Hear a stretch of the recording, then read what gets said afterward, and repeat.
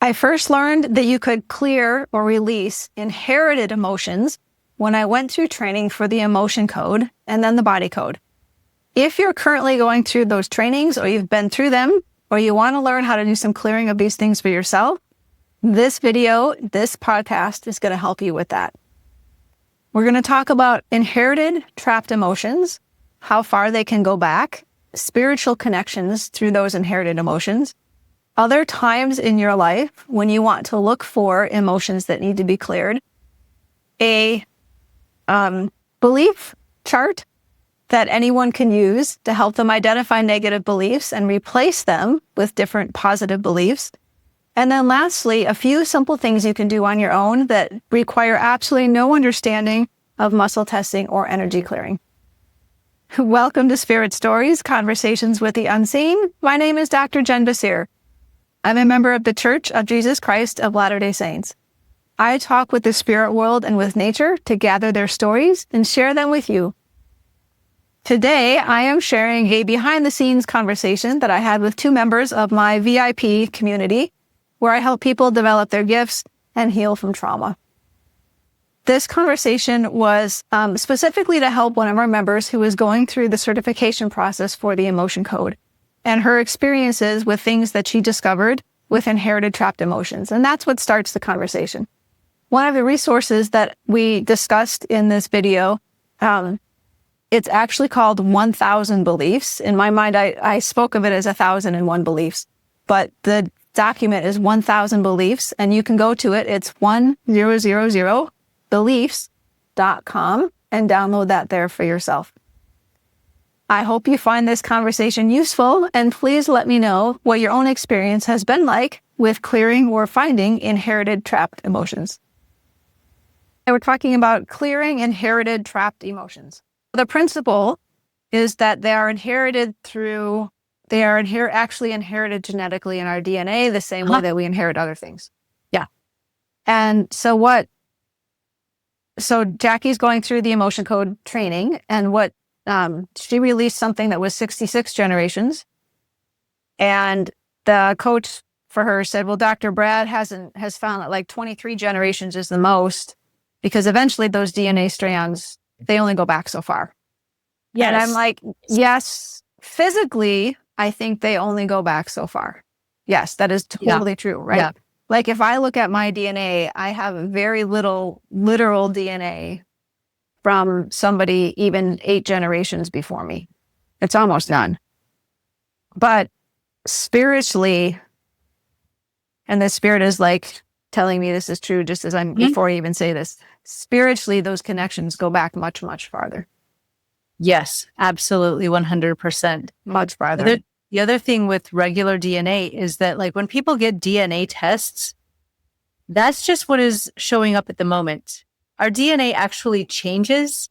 And if we think, they've even proven recently that if we think about a certain ancestor more, we start taking on physical properties, the same physical properties. We start, like our DNA changes more physically to match the ancestor that we're thinking of. So even if we have just a tiny bit of DNA from something, it can not project. What's the word I'm looking for? It means come to the front. Like it exhibit? Yeah. It'll start exhibiting. It'll start changing you physically. Yeah. And so if you want to pull positive traits from somebody, I just need to think of them a lot. Yep. Huh. Okay.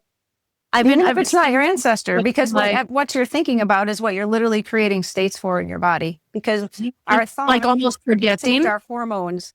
Mm-hmm. Well, our thoughts change our hormones and the chemical reactions that happen in our body. And also when we think of people, it is another way of connecting with them energetically. Yeah. So it will pull them into our energetical sphere, even as a spirit. Yes. Okay. So what she was saying is like this DNA wise, not possible, but like, and what you're saying I experienced was like spiritually, like, cause that first one that I released was a combination. Like I felt and almost heard like sigh of relief combined with joy of release. No, that's so beautiful. It is. And but there was no doubt. Like, and then I immediately started crying, like this happy relief, joy tears all of a sudden. So there's no way that I was like, oh, I feel bad for him if he's never experienced that. And also, I love the work that Dr. Brad is doing. I'm so grateful for it, right? When you have something that you've brought to the world that's that mainstream, you've got to make it fit that way. Mm-hmm. Yeah. I fully believe that he has so much more knowledge that he just can't share with everyone because it would detract people from utilizing the good that's in the work he does. Just like things that you're learning, Jackie, and that we do. And people are called for different things. I'm called to share it all publicly. So that's what I don't want to do. That's why I question everything. Okay, what's the responsibility here? Because I don't have that in me. But part of what you're doing, right? I mean, you're using your gifts to help your family. But the other thing, like on belief code. Yes. Yeah. You sent me that information. I bought it. I've printed it. Like what? No, there were two things. Like walk me through what a belief code session might look like. Because I did then look it up this morning and it was like, you also have to look for underlying imbalances is just one of the classes in the section for training. The document that I linked you to, 1001 Beliefs, is not affiliated with Dr. Brad and the emotion code or the body code. Yes. Dr. Brad now has something of his own called the belief code. If we think about beliefs are formed by our perceptions of our experiences. So we have some sort of experience. There's always going to be an emotional component to it because the emotions are the body's way of, I don't know, experiencing things. It's what we are as emotions. And so our beliefs are when we have usually either repetition, authority, and emotion. That forms our beliefs. Like if your mom says to you all the time, I don't know, you're such a spaz. You're such a spaz. There we go, right? You're such a spaz. So then you're going to form that belief that you're a spaz, right? And most of these beliefs that we talk about, of course, are not serving us. And so that's why we need to change them. Or our beliefs can be formed without the repetition, but with a much stronger intensity of emotion and authority.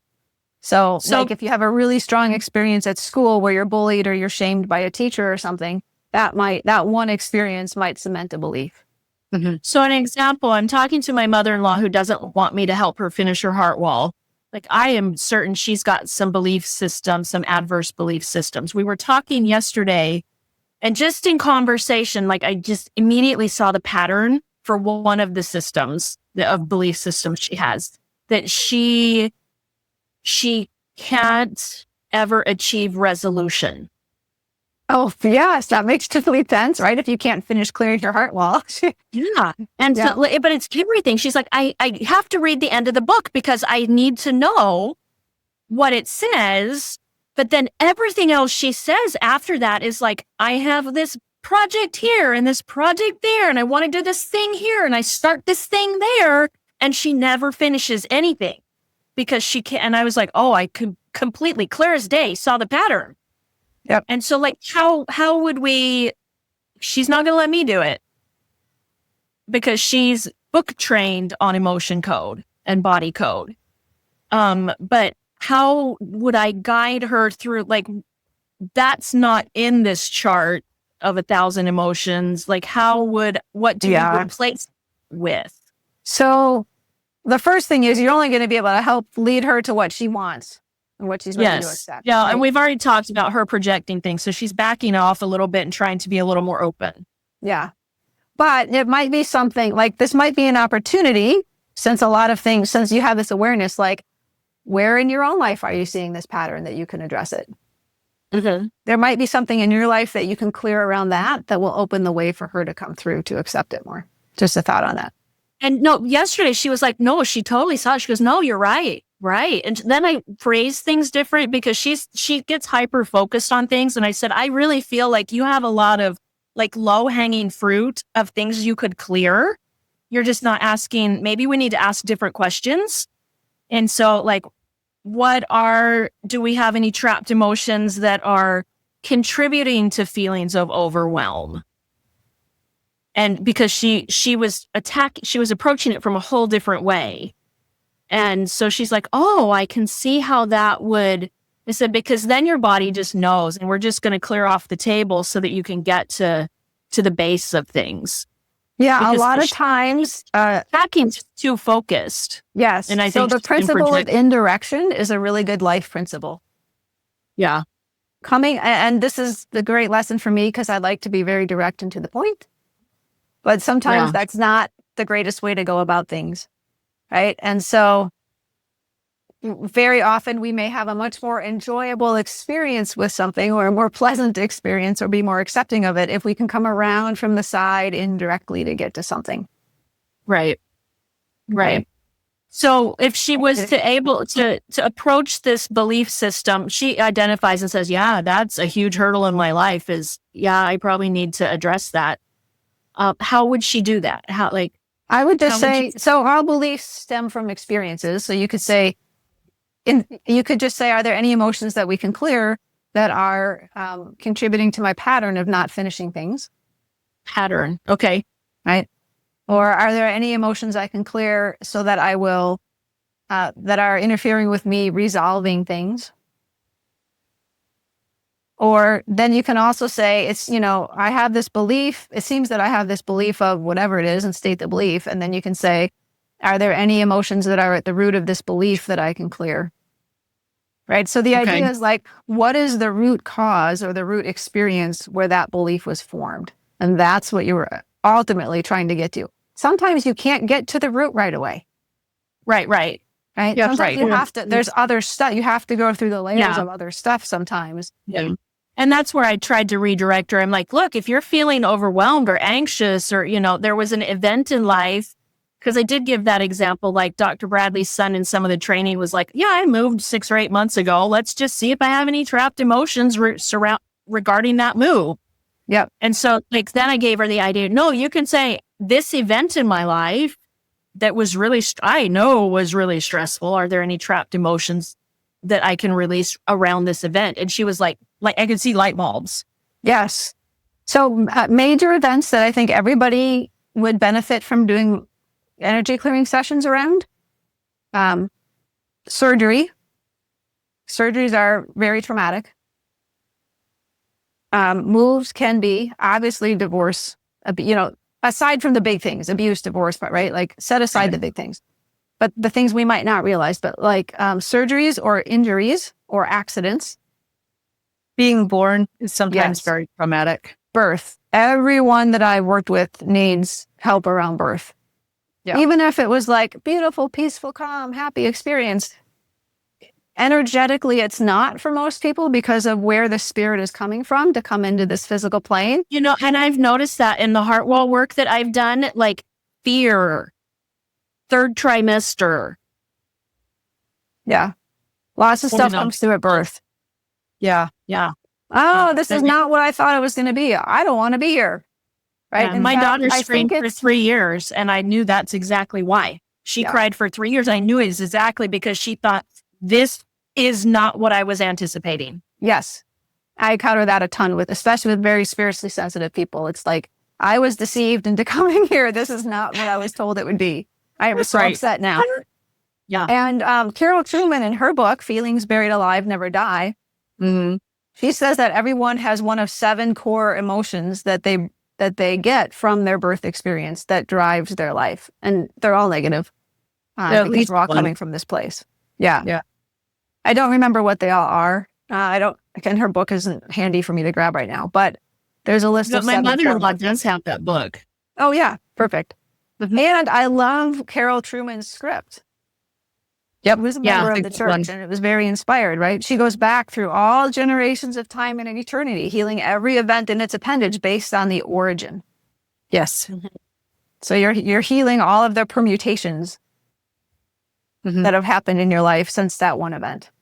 Well, then in this chakra thing, it like the instructions just say, like, I understand how to get to the belief attached to the chakras. And then it says just use the corresponding number for the replacement belief. But there's not, like, this one here has 14 in the negative that you want to get rid of, but then there's only 12 in the positive. Like, how do you I'm so black and white. Like, I just need an example. Because, like, on the heart chakra, row 5, there's 10 negative beliefs, but then on the positive side, there's only 5 replacement beliefs. You can just muscle test, actually, and be like, do I need to which belief is the one I need to work on? And then what do I need to replace it with? That's how I would do it. I'm not finding mine right now. That's okay. I think that's all I needed to know. Because, like if I don't have any hard and fast, like, examples, my mind doesn't come up with, like, once I've got something, then I can run with. But no, I can totally understand that. Yeah. You can also have to look for mine, but that's what I would say is muscle test for which one to clear. And then, because that made sense. It just, because it says, then just use the replacement. That also makes sense to muscle test for the replacement. Yep. I'm getting that sometimes the replacement isn't on that list. So muscle test is, if it doesn't feel like any of it, if it's not on there, then, then you've got to come up with, you've got to figure out which one. Yeah. I have started noticing, like, I really am more and more, I don't trust it yet because I'm not there yet, but, like, I'm starting to I know exactly where I need to go before I muscle test. Yep. That's awesome. And that's perfect. That's exactly how it works. Here's the one thing that is challenging with the energy clearing work. At least it's challenging for me, because I know everything has a law and I don't totally understand the law on this. It's a law of healing. Some things you do one session and you can clear like 3 emotions and it's gone forever, even if you've had it for 20 years.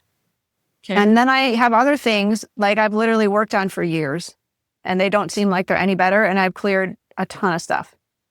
I was just reminded one thing that Dr. Brad talks about is our beliefs about healing might be affecting things too. So you might need to ask, like, is it safe for me to heal from this? Do I believe that I deserve to heal from this? Am I worthy of it? Those kind of things.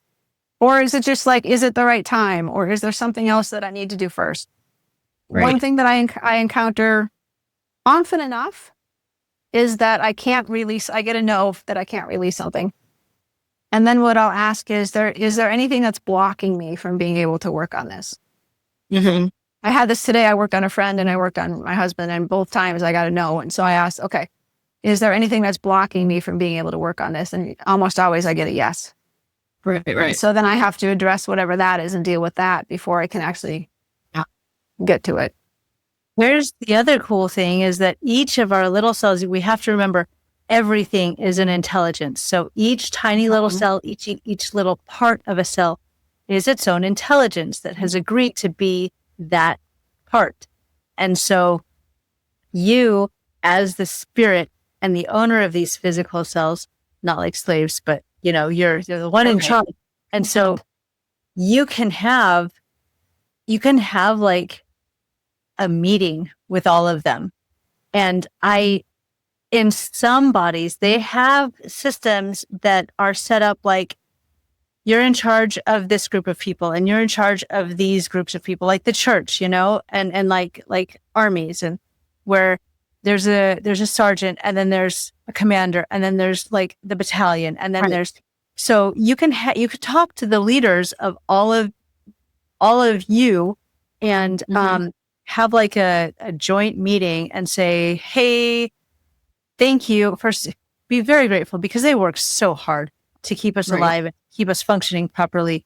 And sometimes they don't know because they're in their own physical thing. And so they don't recognize that things aren't working properly. And so you have to be like, hey, this is what's going on. And they're like, oh, that's not supposed to happen. And so they'll fix it. But you can be like, hey, you guys have been really good at this. But we're going to go in a new direction now. I want to be in the skinny girl club, for example. Can do that? Yeah. You can have your cells like and your spirit join different kingdoms. Okay, then I have a belief system that needs to work. So I had a friend that I did some work with years ago, and we were working on, I don't remember what it was because it was so long, but the thing that she told me to do, and I do this periodically, is I did a happy dance with my organs.